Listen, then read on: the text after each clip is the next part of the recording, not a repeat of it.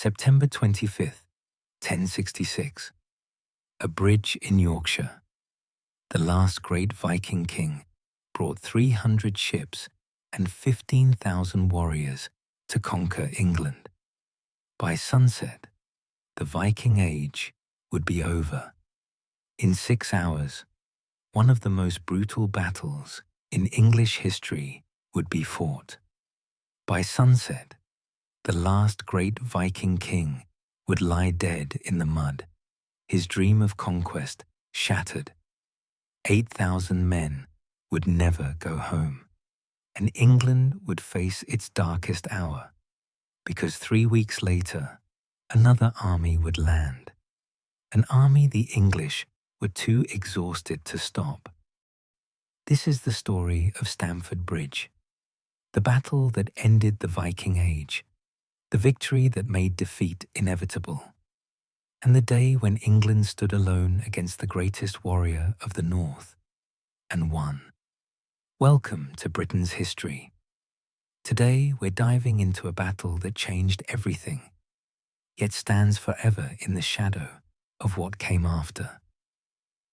Because Stamford Bridge wasn't just about Vikings and Saxons clashing on a September morning.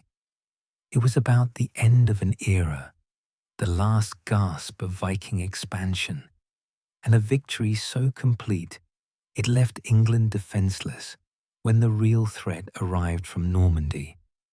But before we get to that bridge, before we watch one man hold off an army, we need to understand why the most feared warrior in Europe brought 300 ships to England's shores.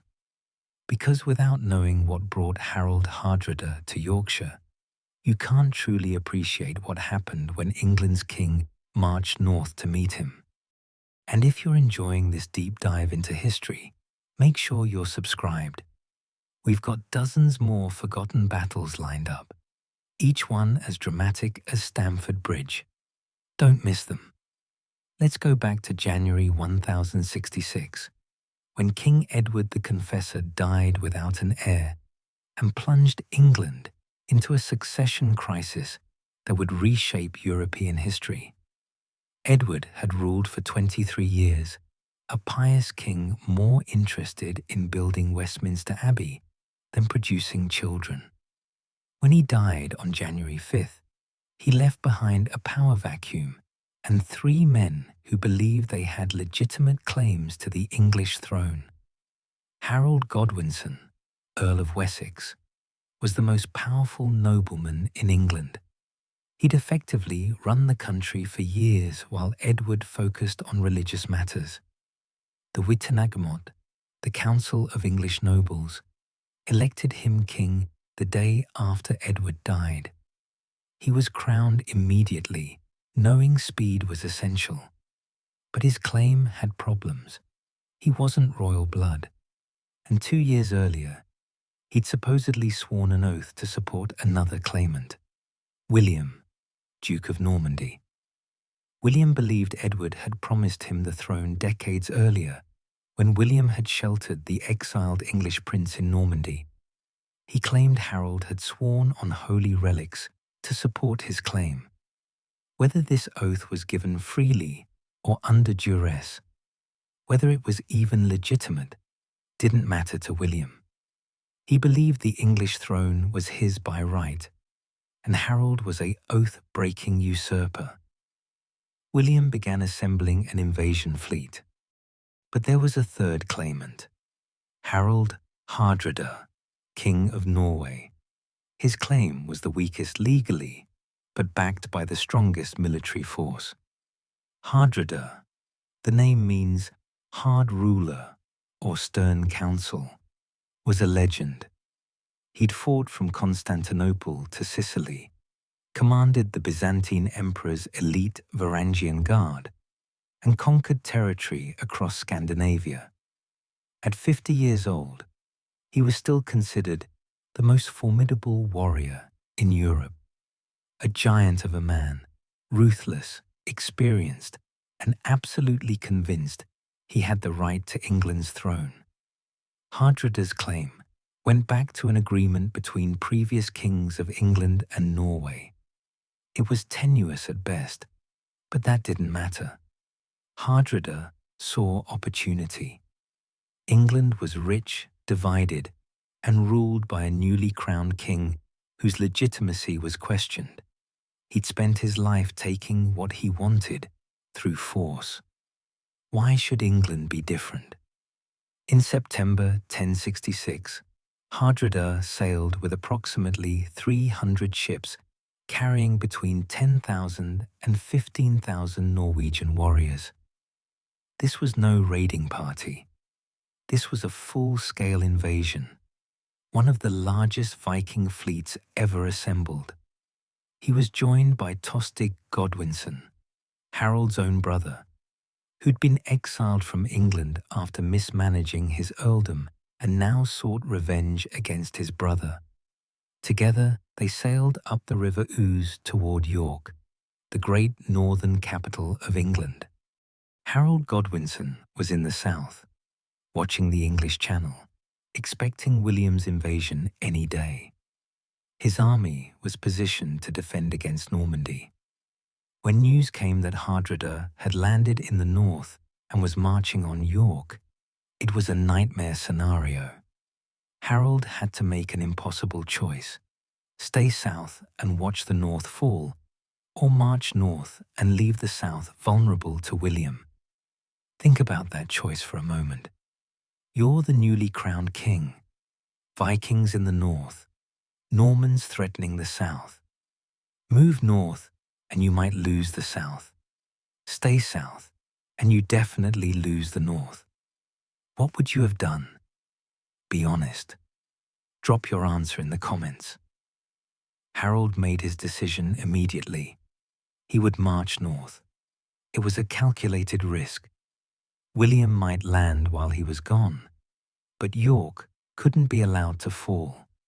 If Hardrada took the north, he'd have a base to conquer all of England. Harold gathered his housecarls, his professional warriors, armed with deadly two-handed axes and the finest armor in England, and began a forced march north that would become legendary. Meanwhile, Hardrada was winning. On September 20th, at the Battle of Fulford Gate, just outside York, his army smashed the northern English forces under Earls Edwin and Morcar. The English northern levies were destroyed. York surrendered without further fighting, agreeing to provide hostages and supplies. Hardrada seemed unstoppable. He'd landed, defeated the northern army, and taken England's second city in less than 2 weeks. Hardrada made camp at Stamford Bridge, about 7 miles east of York, where a small bridge crossed the River Derwent. It was a pleasant location with good water and grazing for horses. The Norwegian army relaxed.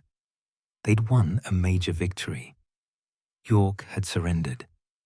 They believed Harold was still in the south, weeks away at best. They had time to consolidate their conquest, gather supplies, and prepare for whatever came next. Many warriors left their armor at their ships. It was a warm September day. No need for heavy mail when you're just making camp. They were catastrophically wrong. Harold Godwinson had marched his army 185 miles in 4 days. It was a feat of logistics and endurance that seemed impossible. His housecarls, wearing heavy armor and carrying weapons, maintained a pace of over 40 miles per day. They stopped only briefly to rest and gather local forces as they moved north. By the morning of September 25th, Harold's army was at Tadcaster, just 9 miles from Stamford Bridge. The Norwegians had no idea they were coming. Harold arrived at Stamford Bridge around 11 a.m. on September 25th. Contemporary sources suggest the Norwegian army was spread out, many warriors on the west side of the river, others on the east side where the main camp was located. The bridge itself was narrow, perhaps wide enough for 2 or 3 men abreast at most. When the English army appeared, it must have seemed like a vision from a nightmare. The Norwegians had expected weeks of warning. Instead, England's king had materialized with a professional army ready for battle. The Norwegians on the west bank were caught completely by surprise. Many wore no armor. The English housecarls, fresh from their forced march and burning with determination, smashed into the unarmored Norwegians with devastating effect. The fighting was brutal and one-sided. Norwegian warriors without armor were cut down by English axes and swords. Those who tried to flee toward the bridge created a bottleneck. And then came the moment that would become legend. As the English pressed forward toward the bridge, attempting to cross and finish off the Norwegian army, a single Norwegian warrior took his stand on the bridge itself. The sources don't name him. He's simply the giant Norwegian, or the berserker. Armed with a massive two-handed axe, he positioned himself at the narrow point of the bridge, where only 1 or 2 men could approach him at a time. What followed was almost mythical. For perhaps an hour, this one warrior held the entire English army at bay. Chronicles speak of him killing 40 English soldiers, likely an exaggeration. But the core truth is clear. He fought with such ferocity that no one could get past him. English warriors would approach, and he'd cut them down with his axe. The bridge became slick with blood. Bodies piled up. And the English advance stopped completely because one man refused to yield. Harald couldn't afford this delay. Every minute that passed allowed more Norwegians to arm themselves and form battle lines on the east bank. Finally, according to legend, an English soldier found or commandeered a small boat, floated underneath the bridge, and thrust his spear up through the gaps in the wooden planking, striking the Norwegian warrior from below. The defender fell, mortally wounded. The bridge was clear. The English army surged across. Imagine standing on that bridge. One man, an entire army trying to cross. You know you're going to die, but you can buy your comrades time to arm themselves and form ranks. Would you have made that stand? Or would survival instinct have won? It's easy to call someone a hero from 1,000 years away. Let me know your thoughts below. By this time, Hardrada had organized a defensive position on the east bank. His warriors had grabbed whatever weapons and armor they could find. They formed a shield wall, the classic Norse defensive formation, where warriors locked shields together and fought shoulder to shoulder. But many were still unarmored, exhausted from the earlier victory at Fulford, and facing Harald's elite housecarls, who'd trained their entire lives for exactly this kind of fight. The two armies collided with terrifying force. The English housecarls, wielding their massive two-handed axes, began systematically destroying the Norwegian shield wall. These axes could split shields, shatter swords, and cleave through the mail armor that protected the Norwegian elite. The Norwegians fought with desperate courage, but they were disadvantaged in almost every way. Many lacked armor. They were surprised. They were tired. And they were facing the best warriors England had to offer. Harald Hardrada fought in the front lines, as Viking kings always did. He was reportedly struck in the throat by an arrow and killed. The greatest Viking warrior of the age, the man who'd fought across 3 continents, died in an English field fighting for a throne he'd never sit upon. With their king dead, Norwegian morale began to crack. But Tostig Godwinson, Harald's brother, refused to surrender. He took command and kept fighting. The battle raged for hours. More Norwegian reinforcements arrived from the ships, fully armed this time, under a commander named Eystein Ore. They charged into the battle with such fury that the attack became known as Ore's Storm. For a brief moment, it seemed the Norwegians might turn the tide, but these reinforcements had run 7 miles in full armor in late summer heat. They were exhausted before the fighting even began.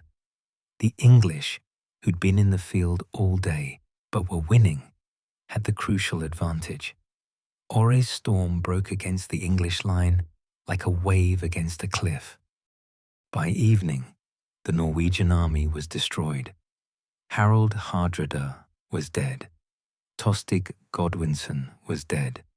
Eystein Ore was dead. Thousands of Norwegian warriors lay in the fields around Stamford Bridge. The English had suffered significant casualties as well. These weren't helpless victims, but Viking warriors, some of the finest fighters in Europe. But the English held the field.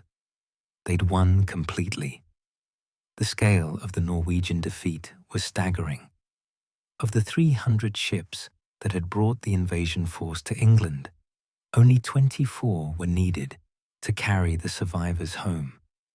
Think about that. An army of 10,000 to 15,000 men reduced to perhaps 1,000 survivors.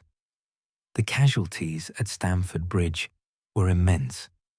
Contemporary estimates suggest 6,000 to 8,000 dead, mostly Norwegians. It was one of the bloodiest battles of the medieval period. Harald Godwinson had saved the north and crushed the greatest Viking warrior of the age. He'd marched 185 miles in 4 days, fought a major battle, and won decisively. It should have been his greatest triumph, the moment that secured his kingship and sent a message to any other claimants. England was defended by a warrior king who could move with impossible speed and win against impossible odds. But Harald had no time to celebrate. 3 days after Stamford Bridge, on September 28th, word reached him that William of Normandy had landed on the south coast with his invasion force. The threat Harald had feared, the invasion he'd been positioned to defend against, had arrived while he was 250 miles away in Yorkshire, his army exhausted and bloodied from fighting Norwegians. Harald had to make another impossible march, south this time, even faster than before, to confront William before the Norman army could consolidate. His housecarls, who'd just fought for 6 hours at Stamford Bridge, had to armor up and march again. Many of the northern levies who'd reinforced him couldn't make the southern march. They were needed to defend the north in case more Norwegians came. Harald's army was depleted, exhausted, and facing an enemy who'd had weeks to prepare defensive positions. On October 14th, just 19 days after Stamford Bridge, Harald's army met William's at Hastings. They fought bravely. The English shield wall held for most of the day, but the army was exhausted from 2 major battles in 3 weeks and 2 forced marches totaling over 400 miles. When Harald fell, struck in the eye with an arrow, according to legend, the English line broke. William won. England fell to the Normans, and everything changed. So here's the question that haunts Stamford Bridge. Did Harold's victory doom his kingdom? If he'd stayed south, York would have fallen to Hardrada. If he'd marched north more slowly, William might have consolidated before Harald could return. If he'd won at Stamford Bridge with fewer casualties, would he have won at Hastings? History offers no answers, only the brutal fact. Harold won the battle that didn't matter and lost the battle that did. Here's a question worth debating. Was Harold's decision to march north his greatest achievement or his fatal mistake? He saved York and crushed the Vikings, but lost England to the Normans 3 weeks later. Could any commander have won both battles? Or was 1066 an impossible situation from the start? Historians still argue about this. What's your take? Drop your thoughts in the comments. But Stamford Bridge mattered enormously, just not to England. It marked the end of the Viking Age. For over 250 years, Scandinavian warriors had raided, conquered, and settled across Europe. They'd founded kingdoms in England, Ireland, France, and Russia. They'd reached Constantinople and North America. They seemed unstoppable. And then Harald Hardrada, the last great Viking king, died in an English field, trying to take one more kingdom. After Stamford Bridge, the age of Viking expansion was over. No major Viking invasion would ever threaten Western Europe again. The battle also demonstrated something important about medieval warfare. Mobility mattered as much as strength. Harold's forced march north was as much a weapon as his housecarl's axes. Modern military historians study that march as a logistical masterpiece. Moving a medieval army that fast, keeping it supplied and combat-ready, was extraordinarily difficult. Harold's achievement in getting to Stamford Bridge at all was remarkable.